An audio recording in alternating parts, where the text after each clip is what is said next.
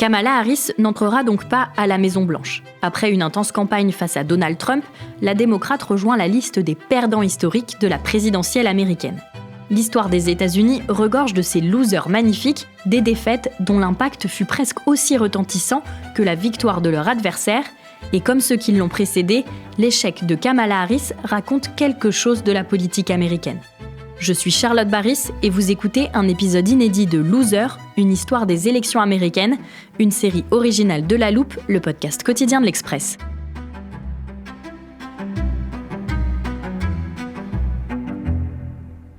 Nous sommes le 5 novembre, au cœur de la prestigieuse université Howard à Washington. Dans l'après-midi, ils sont des milliers à se rassembler sur les grandes pelouses devant le bâtiment principal. Certains dansent en attendant les résultats, espérant apercevoir leur candidate dans la soirée. Mais peu avant minuit, l'ambiance dans le QG de campagne de Kamala Harris change radicalement. Donald Trump vient de remporter la Caroline du Nord, puis la Géorgie. Les visages se ferment, le silence s'installe. Le directeur de campagne prend alors la parole. La vice-présidente ne parlera pas ce soir. Petit à petit, les militants rentrent chez eux. Les portes de l'université se ferment alors que l'écran géant continue de diffuser les résultats. Le QG est désormais désert. Il ne reste que les chaises blanches, les pancartes laissées par les militants et quelques détritus. Le silence est entrecoupé par les duplex des journalistes du monde entier restés sur place. Donc tout le monde a très vite remballé, les milliers de partisans qui déjà avaient le visage refermé. Au même moment, à West Palm Beach en Floride, l'ambiance est à la fête. Au fur et à mesure de la soirée, la carte des États-Unis se colore en rouge et les sourires se dessinent sur les visages. Au QG de Donald Trump, tous les sympathisants sont encore là et attendent la prise de parole du candidat républicain. Sous leur casquette rouge « Make America Great Again », ils scandent en chœur « USA » et poussent des cris de joie. Ils célèbrent déjà une victoire qui n'est pourtant pas encore officielle.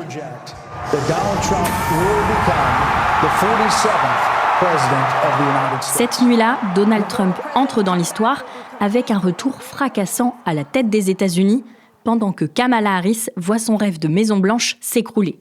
Une défaite retentissante dont les États-Unis se souviendront très longtemps. My fellow Americans, I am announcing today my candidacy for the presidency of the United States. The president is dead. I am asking for your help and assistance to be president for the next 4 years. This is not the outcome we wanted. Loser. Quelques jours après la défaite de Kamala Harris, il était logique que nous complétions notre série d'histoires de perdants magnifiques à une présidentielle américaine. Et à l'Express, Axel Gilden, journaliste spécialiste des États-Unis, a suivi de près le parcours de la candidate démocrate. On pensait qu'elle allait rentrer dans l'histoire comme la première femme présidente des États-Unis et la première femme noire. Elle va bien rentrer dans l'histoire, mais plutôt comme l'autrice ou la co-responsable d'une défaite retentissante comme le Parti démocrate on n'a pas connu depuis longtemps. Quand elle accède à la vice-présidence en 2021, après l'élection de Joe Biden, Kamala Harris entre déjà dans l'histoire américaine. Elle devient la première femme et la première personne afro-américaine et asio-américaine à accéder à ce poste. Mais ce n'était pas la première fois qu'elle brisait des plafonds de verre. Comme tout candidat, elle se doit de se raconter, de faire un récit, comme tout homme politique, d'ailleurs comme tout être humain quasiment, de faire un récit de sa propre vie. Et donc elle, l'histoire, c'est qu'en fait c'est une fille d'immigrés, mais d'un père jamaïcain et d'une mère indienne qui est venue faire des études aux États-Unis, qui est devenue une chercheuse, une scientifique, une biologiste très respectée. Ce qui prête à confusion, c'est pas une afro-américaine afro-descendante pour le coup, mais surtout qui procède de cette histoire américaine de l'esclavage. Elle vient pas de là, elle vient d'Inde et elle vient des Caraïbes. À la marge, ça jouait dans le manque de connexion entre la communauté noire et elle. Je pense que ça joue même si elle a fait des études et elle a grandi, parce que c'était la volonté de sa mère, dans un environnement afro-américain. Sa mère étudiait à Stanford et elle fréquentait beaucoup à l'époque du mouvement pour les droits civiques. Elle a baigné dans ce milieu. Donc c'est pas une usurpation non plus. Kamala Harris entre à l'université pour y suivre des études de sciences politiques et d'économie. Et elle ne va pas n'importe où. Elle s'inscrit dans ce qu'on appelle une HBCU, une université historiquement noire, Des écoles prestigieuses fondées au XIXe siècle qui étaient longtemps réservées aux Afro-Américains. C'est un creuset, une fabrique finalement des élites noires, notamment celle-ci, Howard, à Washington, où elle est allée et un peu considérée comme le Harvard noir. Donc elle a fait de brillantes études, ça fait aucun doute, poussée par sa mère, et elle s'est retrouvée procureure de San Francisco, puis procureure générale de Californie. C'est ce qu'elle voulait faire, et c'est ce qu'elle a fait pendant longtemps, et elle est devenue sénatrice, et finalement elle a été élue qu'une seule fois sénatrice, elle a fait un mandat. Le parcours de Kamala Harris est historique. Elle est la première procureure noire, la première femme procureure générale. Son ascension est donc remarquée et suivie de près par les journalistes américains. Alors évidemment, on dit assez rapidement, comme elle est noire et qu'elle a quand même une certaine prestance et une certaine allure, on ne peut pas le nier, on dit c'est l'Obama au féminin, la Barack Obama au féminin. Elle a, à mon avis, peut-être autant de talent, mais elle n'a pas le même timing. Barack Obama, lorsqu'il arrive sur la scène de manière fulgurante, il apporte quelque chose de complètement nouveau aux États-Unis et de quasiment révolutionnaire, c'est-à-dire sur la question raciale. Elle, oui, c'est une Barack Obama au féminin, mais Barack Obama a déjà fait le boulot en quelque sorte, il a déjà déblayé le terrain. Durant les primaires démocrates de 2020, Joe Biden annonce que s'il est élu, il désignera Kamala Harris comme vice-présidente. Un choix qui se fait notamment au moment du Super Tuesday, une journée charnière pendant les primaires aux États-Unis que la correspondante de l'Express, Hélène Vissière, nous avait déjà expliqué. Il y a des millions d'Américains qui votent ce jour-là et dans le plus grand nombre d'États.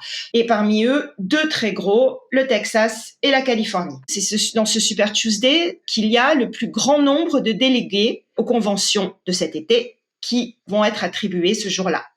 À l'issue du Super Tuesday, on a en général une idée de qui vont être les 2 candidats en lice en novembre. Il l'a choisi pour de mauvaises raisons. Il l'a choisi parce que la campagne des primaires est engagée. Quand les primaires commencent vraiment, ils sont une petite dizaine, dont Bernie Sanders, dont Joe Biden, dont Pete Buttigieg. Pete Buttigieg, dans les premières primaires, lui, il en remporte une. Les 2 suivantes sont remportées par Bernie Sanders. Et en fait, le parti démocrate s'aperçoit que Joe Biden peut être mis en difficulté. Et il faut absolument désigner Joe Biden parce que le calcul est fait que Joe Biden, c'est vraiment le seul qui a un peu la fibre populiste, qui soit connu, qui est suffisamment connu et expérimenté pour pouvoir battre Donald Trump, ce qui d'ailleurs arrivera. Et donc, on se dit, là, il y a les primaires dans le Super Tuesday, dans le Sud, il y a beaucoup d'États du Sud, dont la Caroline du Nord et la Caroline du Sud, où il y a une population noire, surtout en Caroline du Sud, importante. Et il faut absolument remporter le vote noir. Et donc, Joe Biden dit... si vous votez pour moi, je prends Kamala Harris et voilà, il y aura une femme noire à la vice-présidente, je vais crever un nouveau plafond de verre. Et c'est comme ça qu'il l'a choisi. Il l'a choisi pas pour autre chose. Peut-être que je suis la première femme dans ce bureau, mais je ne serai pas la dernière. Parce que chaque petite fille qui regarde ce soir voit que c'est un pays où tout est possible. Sur le plan idéologique, il n'y a pas de différence vraiment avec Joe Biden, mais surtout, il n'y a pas tellement d'idéologie du côté de Kamala Harris. Kamala Harris, son idéologie, c'est d'être Kamala Harris, c'est-à-dire de représenter quelque chose. Et elle représente effectivement quelque chose, mais si vous me demandez quelle est sa position sur Israël, les relations transatlantiques avec l'Europe ou les taux directeurs des banques centrales, je ne pense pas qu'elle se définisse par là. Sa définition, c'est de prolonger ce que disait Barack Obama. Il faut que la société, c'est le récit d'une société multiraciale où tout le monde est inclus, quelle que soit sa couleur de peau, sa religion, son orientation sexuelle, etc., etc. Ce qui est un discours qui déjà commence à dater, là, aujourd'hui. Un nouveau plafond de verre est donc brisé avec l'accès à la vice-présidence. Kamala Harris semble écrire son destin politique. Certains l'imaginent même déjà à la Maison-Blanche. Mais en 2023, c'est à nouveau sur le ticket présidentiel de Joe Biden qu'elle figure. Il veut se représenter, il se représente. Tout le monde trouve qu'il est trop vieux, notamment sa famille, et puis personne dans le parti n'a le courage de lui dire. Et lors du débat le 27 juin 2024 contre Donald Trump, il est tout simplement pulvérisé, quoi. Donc là, ça commence vraiment à chauffer pour le Parti démocrate. Les intentions de vote en faveur du Parti démocrate, du candidat démocrate, sont très mauvaises. Et puis survient l'attentat.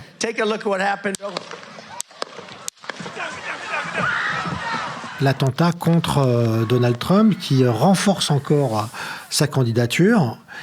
Et là, tous les clignotants se mettent à clignoter dans tous les sens. Et sous la pression de Nancy Pelosi, notamment, qui a tenu le parti démocrate d'une main ferme à la Chambre des représentants, dont elle a été le speaker, et de Barack Obama en coulisses, Joe Biden décide de jeter l'éponge.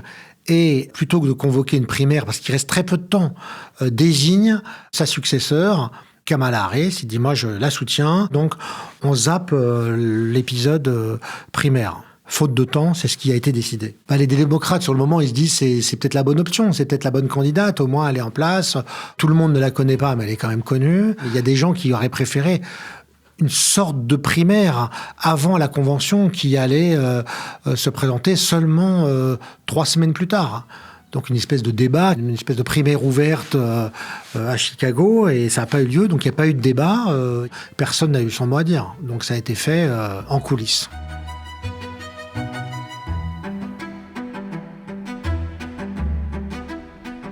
Au moment de sa nomination, tout le parti se met donc en ordre de bataille.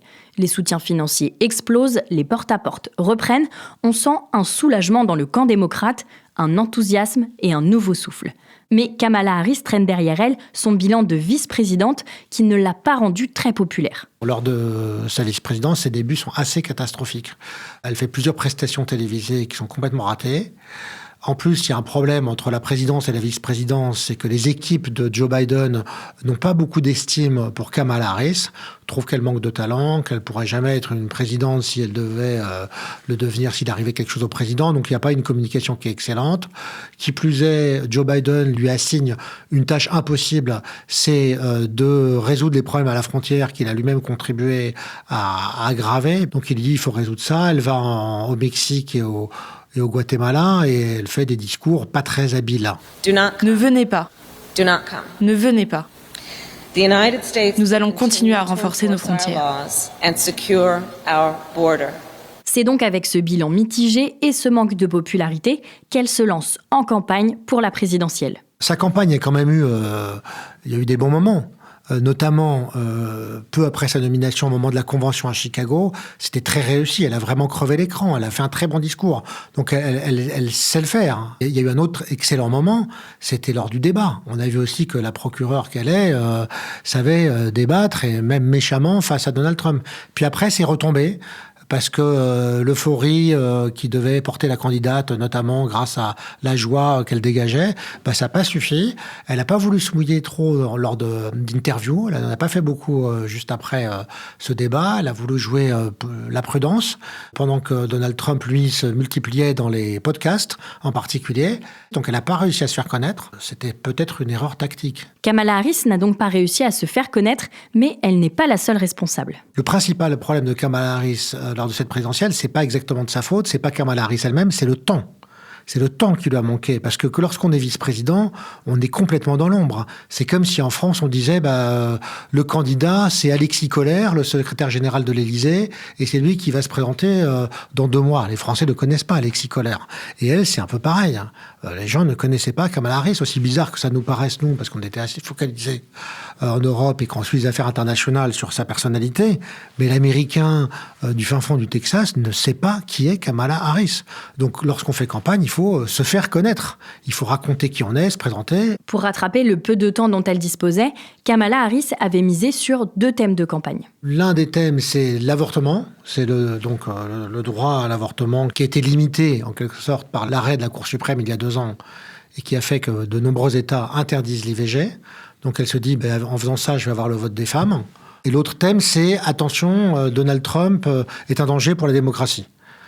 Sur le premier point, les électeurs considèrent que ce qui est plus important, c'est l'inflation, beaucoup plus que limite la question sur l'IVG, et y compris les femmes pensent ça, et l'immigration. Les 2 thèmes qui ont porté cette élection du côté de Trump, c'est 1, l'inflation, ça vraiment, c'est le pouvoir d'achat, et 2, l'immigration. Et elle fait campagne sur l'IVG et le danger que représente Trump. Non, ça n'a jamais, la mayonnaise n'a jamais pris. La vice-présidente avait une difficulté supplémentaire, c'est qu'il fallait qu'elle se détache du bilan du président. Or, comment se détacher du bilan du président qu'on a été la vice-présidente et qu'on a été appartenu à la même administration? Donc ça, c'était un handicap supplémentaire. Peut-être que quelqu'un d'entièrement nouveau, de beaucoup plus agressif et de beaucoup plus populiste aurait pu battre Donald Trump. C'est possible. Autre facteur qui a sans doute joué dans cette défaite, la misogynie de la société américaine. Être une femme en politique aux États-Unis peut coûter cher et, comme Hillary Clinton qui a perdu en 2016, cela lui a été rappelé plus d'une fois pendant la campagne. Les républicains ont attaqué Kamala Harris sur son rire, le colistier de Donald Trump, J.D. Vance, l'a traitée de femme à chat parce qu'elle n'avait pas d'enfant, et finalement, la majorité des hommes latinos et afro-américains ont d'ailleurs donné leur voix aux républicains. La perception des Américains, c'est aussi qu'elle n'était pas authentique. Donald Trump, il y a beaucoup de gens qui ne l'aiment pas et qui n'adhèrent pas à son mode de vie. Il a été marié 3 fois et tous ses excès, il est vulgaire, il est grossier, il dit des choses assez folles. Mais en tout cas, il y a un truc qui est sûr, c'est que les Américains le connaissent. Et ils savent qu'il est vrai, c'est vraiment lui, quoi. C'est vraiment lui qui parle. Et d'ailleurs, ils prennent pas tout ce qu'il dit au premier degré. Tandis que elle n'a jamais sonné authentique, je pense. Mais c'est vrai qu'il y avait quelque chose comme ça d'un peu bizarre à toujours essayer de projeter de la bonne humeur alors que le pays souffre. Il y a des gens qui ont des vrais problèmes de pouvoir d'achat et elle a donné l'impression d'appartenir un peu à une élite finalement qui vit bien et qui est un peu éloignée des préoccupations populaires. Alors que Donald Trump, lui, il est effectivement nanti, effectivement milliardaire, mais la connexion avec le petit peuple, si je puis dire, il sait la faire.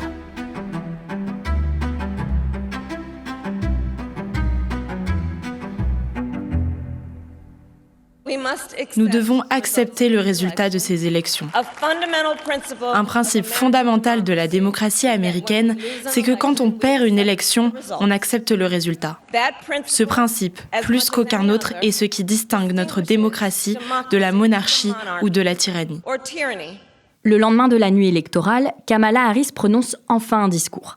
Elle essaye de se distinguer de son rival Donald Trump en reconnaissant sa défaite, qui reste pour elle difficile à encaisser. C'est extrêmement dur déjà d'être battue lors d'une présidentielle. Je veux dire, elle était tout pendant 4 ans, et encore plus dans la ligne droite. Elle pouvait penser qu'elle serait présidente des États-Unis.